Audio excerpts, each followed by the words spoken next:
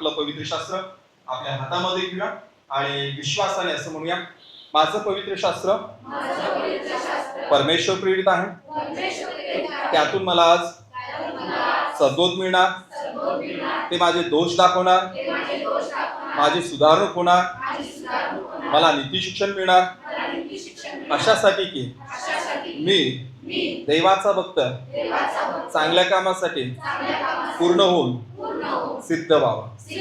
आजच्या वचनासाठी मी तयार आहे. आमेन. ठीक आहे, आपण बसून घ्या. तयार आहे सगळेजण? येस. आणि आजचा हा जो विषय आहे इब्री लोकासपत्र याचा 13 अध्याय वचन 5 आणि 6 या ठिकाणी स्पष्टपणे 2-4 गोष्टी तर पवित्र शास्त्र आपल्याला सांगतं. तुमची वागणूक द्रव्य लोभा वाचून असावी, जवळ आहे तेवढ्या तुम्ही तृप्त असावे. बघा, पवित्र शास्त्र आता थोडंसं इथं ट्विस्ट आहे किंवा थोडंसं इंटरेस्टिंग आहे. तुम्ही म्हणाले बायबल आम्हाला असं कसं सांगतं, हे जरा चुकीचं काहीतरी इथं लिहिलेलं आहे असं प्रथमदर्शनी आपल्याला वाटू शकते. जवळ आहे तेवढ्यात तुम्ही तृप्त असा म्हणजे देव आम्हाला आहे तिथंच ठेवा लागला का? आमचं 2 खोल्यांचं घर आहे, मग देव म्हणतो तिथंच समाधानी राहा. आमचं 4 खोल्यांचं घर नसावं का? आम्ही भाड्याच्या खोलीमध्ये राहतो, मग आम्ही भाड्याच्या खोलीतच समाधानी राहावं का? स्वतःचं घर नसावं का? माझ्याकडे एक सायकल आहे, मग मी त्या सायकलमध्ये समाधानी राहावं का? माझ्याकडे 2 व्हीलर नसावी का? किंवा माझ्याकडे 2 व्हीलर आहे, माझ्याकडे 4 व्हीलर नसावी का? असं काहीतरी बायबल सांगतं का? असं प्रथमदर्शनी आपल्याला वाटतं की आहे त्याच्यात समाधानी राहा, म्हणजे पुढे जाऊ नका, असं पवित्र शास्त्र सांगत नाही. तर पवित्र शास्त्र सांगतं की आपली प्रगती व्हावी, आपला विस्तार व्हावा. आणि त्याचबरोबर पवित्र शास्त्र आळसपणाबद्दल तर फारच बोलते की तुम्ही आळशी नसावं, तुम्ही तुमच्या जीवनामध्ये प्रगती करावी, पुढे जावं. परंतु प्रगती करत असताना, पुढे जात असताना समाधानी वृत्तीने प्रगती करावी. हालेलुया. किती जणांना पटलं? Hallelujah. Praise the Lord. Bible काय सांगतं की तुम्ही पुढे जायचं आहे, पण पुढे जात असताना समाधानी वृत्तीने पुढे जायचं आहे. बघा, बरेचसे लोक पूर्वी रिटायरमेंट असायचे, आता पण काही लोकांना लय विचार करायचे, मी रिटायर झाल्यानंतर असं करेल तसं करेल, फिरायला जाईल. पण तरुणपणी का फिरायला जात नाही? मग म्हातारा झाल्यावरतीच तुला फिरायला का जायचं? नाही, मी रिटायर झाल्यावरती चांगली आराम खुर्ची आणेल, मग त्याच्यावरती असं ते आराम खुर्चीमध्ये पुढं पाठीमागं असं होईल, मग मला चांगला आनंद येईल, मग मी कॉफीचा मग असेल, चहाचा मग असेल, आनंद करेल. बऱ्याच वेळेला लोक भविष्यात जगतात आणि हीच तर आपली चूक आहे. पवित्र शास्त्र सांगतं की जवळ आहे तेवढ्या तृप्त असा, याचा अर्थ तुम्हाला आजही आनंद करायचा आणि उद्या पण आनंद करायचा. हालेलुया. काय याचा अर्थ? तुम्हाला आजही आनंद करायचा आणि उद्या देखील आनंद करायचा आहे. तृप्त असा म्हणजे जेवढ्यात आहे तेवढ्या सॅटिस्फाय राहायचा असा त्याचा अर्थ नाही.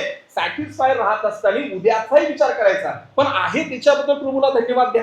तुमच्याकडे चांगली सायकल आहे, प्रभूला धन्यवाद द्या. अनेक लोकांकडे सायकल पण नाहीये. तुम्हाला आणि मला चांगले पाय आहेत की जणांनी आज उभं राहून आराधना केली सगळ्यांनीच, परंतु आज अनेक जण उभे राहून आराधना करू शकले नाही, कारण की जगामध्ये अनेक असे लोक त्यांना पायच नाही. मला देवाने पाय दिलेले आहे, थँक्यू प्रभू. देव बाप्पा, मला तू चांगली सायकल दिली, थँक्यू प्रभू. मला 2 खोल्याचं घर दिलं, भाड्याचं का असू नये, पण ते चांगलं आहे.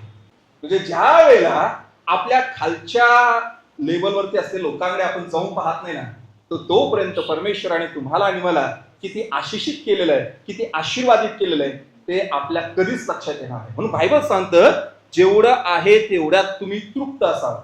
माझ्याकडे चांगला मोबाईल आहे, उदाहरण घ्या, कालच मी त्याच्यावरून चांगले सेल्फी काढले, फोटो वगैरे काढले, कॉलिंग पण केलं, 2-4 लोकांना बोललो, हॅलो हॅलो हॅलो, छान छान, माझ्याकडे एकदम जबरदस्त मोबाईल आहे. पण पॉवर कालच समजा नवीन मोबाईल घेतला आणि मला सांगितलं, अहो याच्यात हे फीचर आहे, ते फीचर आहे, असं आहे तसं आहे, AI टेक्नॉलॉजी आहे. मग काय होते माहितीये का, काल जो मोबाईल माझ्या खिशात होता, ज्या मोबाईलवरती माझं चांगलं प्रेम होतं, ज्याने मी फोटो काढले, तर आज त्यांचा मोबाईल बद्दल ते काहीतरी मला सांगायला लागले, प्रशंसा करायला लागले, असा आहे तसा आहे. काय होतंय, ज्यावेळेस तुलना केली जाते, माझा काल माझ्याकडे जो मोबाईल होता ज्याच्यावरती माझं प्रेम होतं, आज तुम्हाला कुठंतरी कमी वाटायला लागला. ज्यावेळेस मी त्यांच्या मोबाईलवर माझी तुलना करतो, माझ्या मोबाईलची तुलना करतो. आज जगामध्ये समाधान का नाही माहितीये का? आपल्याकडे ज्या गोष्टी आहेत त्याबद्दल आपण प्रभूला धन्यवाद देत नाही. दुसऱ्यांकडे ज्या आहेत, अरे त्याच्याकडे जसं बेस्ट आहे माझ्याकडे का नाहीये? पण तुम्ही वरती बघण्यापेक्षा इकडे तुमच्या डाव्या बाजूला पण बघा, त्याच्याकडे तर तो बटनाचाच मोबाईल आहे, तुमच्याकडे तर ते चित्र दिसणारा मोबाईल अँड्रॉइड आहे. आलं का लक्षात? अनेकांकडे बटनाचाच मोबाईल आहे, तुमच्याकडे चांगला मोबाईल आहे. तो बऱ्याच वेळेला आपण काय करतो, आपल्यापेक्षा वर असलेल्या लोकांकडे पाहतो आणि आपण ते शिकत नाहीये, त्यांचा द्वेष करायला लागतो. काही दिवसांपूर्वी अमेरिकेमध्ये एक सर्वे झाला आणि त्या सर्वेमध्ये असं म्हणण्यात आलं की स्त्रियांमध्ये द्वेष भावना निर्माण होत आहे त्याचं कारण की सोशल मीडिया स्त्रियांमध्ये, खास करून म्हटलं स्त्रियांमध्ये द्वेष भावना निर्माण होत आहे, त्यांच्यामध्ये एक प्रकारचा तिटकारा निर्माण होत आहे, त्यांचं मन कडू होत आहे, त्याचं कारण सोशल मीडिया. मग सोशल मीडियाचा आणि स्त्रियांमध्ये द्वेष भावना निर्माण होण्याचा संबंध काय? तर त्या सर्वेमध्ये असं निरीक्षण करण्यात आलं की सोशल मीडियावरती स्त्रिया काय करतात, दुसऱ्या स्त्रियांचे फोटो पाहतात, असं स्क्रोल करतात, मग त्या दुसऱ्या स्त्रियांचे कपडे चांगले चांगले असतात, मग त्यांचे चांगले चांगले दागिने घातले असतात, मग ते ओरिजिनल आहे की डुप्लिकेट यांना माहित नसतं, पण त्या स्त्रियांच्या गळ्यात असे दागिने आहेत, मग मला देखील तसेच पाहिजे. आणि म्हणून घरामध्ये भांडणं होतात आणि एक प्रकारचा असंतोष निर्माण होतो. आणि म्हणून बायबल किती चांगलं सांगतं, जेवढं आहे तेवढ्यात तुम्हाला तृप्त राहायचं आहे. म्हणजे ज्याच्याकडे कमी आहे तर तो देखील असमाधानी राहू शकतो, आणि ज्याच्याकडे जास्त आहे तो देखील असमाधानी राहू शकतो. खेळ हा मनाचा. खेळ कोणाचा आहे? खेळ कोणाचा आहे? काल आम्ही शिकलो बायबल स्टडीच्या वेळेला, आमचा जो याकूब हिरो आहे, त्यावेळेस त्याने आपल्या भावाला फसवलं, बऱ्याचशा भानगडी झाल्या, त्याच्यामुळे घरामध्ये वादळ उठलं, त्याचा सक्का भाऊ येसाव त्याचा जीव घेण्यासाठी पाठीमागे लागलाय. तो म्हणाला मी याला सोडणार नाही, याचा जीव घेईल. आणि या सगळ्या गोष्टीला तो घाबरला. बाबाने त्याला आशीर्वाद दिला, घरातून तो पळाला, मामाच्या गावी जात होता, आणि रस्त्याने जाता रात्र झाली आणि एका ठिकाणी तो तिथं झोपला. त्याला झोप लागली. का बरं झोप लागली? तो थकला होता, आणि त्याने उशाखाली काय घेतलं होतं, बायबल सांगते दगड घेऊन तो झोपी गेला. मी अनेक लोकांना सांगतो, समाधान किंवा तृप्ती किंवा जो संतोष आहे ना, तो उद्या नाहीये, तो आज आहे. कुठे आहे तो? आणि तो मानसिकतेचा खेळ आहे. बघा, जीवनामध्ये सुख घेणं कसं आहे, ते सुख हे कधीच उद्या नाही. जर तुम्ही उद्याचं प्लॅनिंग करत असाल आणि आज जर तुम्ही दुःखी राहत असाल, तर तुमच्यासारखं आणि माझ्यासारखं दुःखी माणूस या जगामध्ये कोणीच नाही. आता साधा फॅनचं उदाहरण घ्या ना. आता फॅन हा फिरता नाही, पण ज्यावेळेस तो फॅन फिरता असेल तर बघा, ज्यावेळेस फॅन फिरतो, आता माझ्याकडे असेल हळू जर तिकडे फिरला तर काय होते, थोडीशी वाऱ्याची झुळूक तुमच्याकडे येते, आणि काय वाटतं आपल्याला, हा थोडंसं बरं वाटते. तेच आहे समाधान. काय आहे? तेच आहे समाधान. ज्यावेळेस पंखा माझ्याकडे फिरतो आणि थोडंसं वाऱ्यात, हा बरं वाटतं, तेच आहे समाधान. समाधान हे उद्या कधीच नाहीये, ते आहे आज.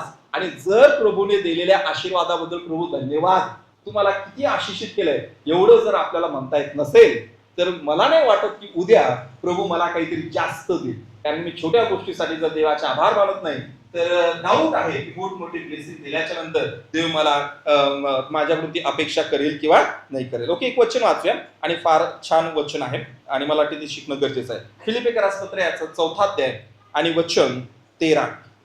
अनेक जण हे वचन चुकीच्या पद्धतीने घेतात, पण देव आपल्याला सांगतो की तुमच्याकडे जे आहे त्याबद्दल तुम्ही satisfied with what ever you have. तुमच्याकडे जे आहे त्यामध्ये समाधानी राहा. याचा अर्थ बी थँकफुल. तुम्ही कृतज्ञ मनाने परमेश्वराचे आभार माना. देव बाप्पा मला चांगल्या गोष्टी दिलेल्या आहेत, त्याच वेळेला परमेश्वर तुम्हाला भविष्यात अधिक काही देणार आहे. वाचा बरं, मी सर्व काही करू शकतो. मग इथे बरेचसे लोक हे जे वचन आहे चुकीच्या पद्धतीने कोट करतात. मी काही पण करू शकतो, म्हणजे मी सापाला मारू शकतो, मी भिंत पाडू शकतो, मी आकाशात उडू शकतो, मी तुझा बदला घेऊ शकतो. असं नाहीये, असा त्याचा अर्थ नाहीये. एकदा एका बायबल कॉलेजमध्ये असंच झालं की एक मुलगा दुसऱ्या मुलावरती रागवला, आणि त्याने हे वचन कोट केलं, आणि तो म्हणाला, जो परमेश्वर मला सामर्थ्य देतो त्याच्या काही मी सर्व काय करण्यासाठी शक्तिमान आहे, म्हणजे मी तुझा बदला घेणार. त्याबद्दल नाही म्हटलेलं आहे. वाचा बरोबरची वचनं 11 पासून वाचा. आता काय सांगत आहे, कशाबद्दल तो बोलतो इथे? येस, 11 आणि 12. हा, मला काही कमी पडल्यामुळे मी बोलतो असे नाही, कारण ज्या स्थितीत मी आहे त्याच्यात मी स्वावलंबी राहण्यास शिकलो आहे. बघा, आता महत्वाचा मुद्दा आहे, दैनावस्थेत राहणे मला समजते. आणि मग नंतर म्हणतो की काय, मी जो मला सामर्थ्य देतो त्याच्या काही सर्व काय करण्यास शक्तिमान आहे. Hallelujah, hallelujah. संत पौल कशाबद्दल बोलतोय? तो म्हणतोय, मला खायला असो नसो, अनुकूल परिस्थिती असो प्रतिकूल परिस्थिती असो, माझं समाधान हे परिस्थितीवरती अवलंबून आहे. हालेलुया. किती चांगली मानसिकता आहे. माझं समाधान हे परिस्थितीवरती अवलंबून नाहीये, तर ते आहे माझ्या परमेश्वरावरती अवलंबून आहे. हालेलुया. माझा परमेश्वर जर माझ्या बरोबर आहे तर मी समाधानी आहे. समाधानाची एक चावी आहे, आणि ते म्हणजे परमेश्वराने तुमच्या बरोबर आणि माझ्या बरोबर असणं. परिस्थिती बदलत राहते, माणसं हे बदलत राहतात. आणि काही लोकांची तर एवढी सवय आहे की समाधान नावाची गोष्ट त्यांच्या लाईफ मध्ये नाहीच आहे. आपण इस्रायल लोकांच्या बाबतीत जर पाहिलं तर ते अरण्यामधून प्रवास करत असताना परमेश्वराने त्यांना दररोज मान्ना दिलाय. जवळपास 39 वर्ष 11 महिने त्यांनी मान्ना खाल्ला फ्री ऑफ कॉस्ट. किती महिने? 39 वर्ष 11 महिने.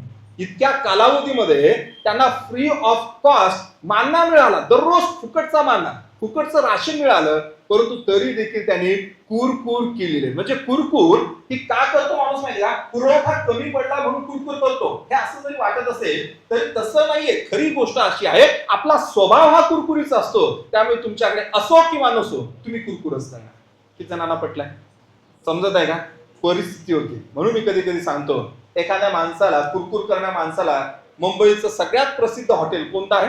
ताज हॉटेलमध्ये जर नेऊन त्याला ठेवलं महिनाभरासाठी, सगळा खर्च मी करतो, तू जा आणि तिथं शांतीने राहा, तर कुरकुर करणारा माणूस काय करेल माहिती का?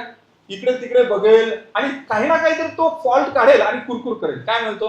एवढं स्वच्छ कसं काय हॉटेल असू शकतं? काय म्हणेल? एवढं स्वच्छ कसं काय असू शकतं? नाही, ह्या खिडक्या जरा जास्त स्वच्छ आहे, इथलची सर्व्हिस एकदम क्विक आहे, एकदम चांगलं खायला. कुठं ना कुठं तो फॉल्ट काढणार. कुरकुर करणाऱ्या लोकांकडे सगळं काय असेल म्हणजे त्यांची कुरकुर थांबेल असं नाहीये. कुरकुर ही बाहेरून नव्हे, आतून येते. कुठून येते ते? आतून येते. कुरकुरीचा स्वभाव जाणं गरजेचं आहे. पहिली गोष्ट देवाचं वचन प्रियामास आपल्याला सांगतं, द्रव्य लोभ नसावा. दुसरी गोष्ट सांगतं, आहे त्याच्यात समाधानी राहा. याचा अर्थ प्रगती करू नका असं नाही, याचा अर्थ तुम्ही जीवनात पुढे जाऊ नका असं नाही.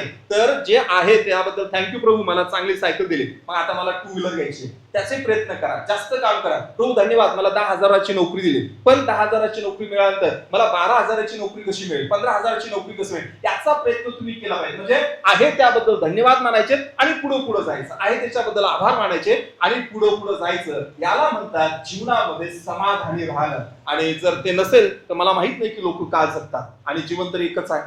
मेल्यानंतर तुम्ही जीवनाचा आनंद कसा घेणार? नाही घेऊ शकत. आज आनंद घ्यायचा, उद्या हा आनंद नाहीये, समाधान नाहीये.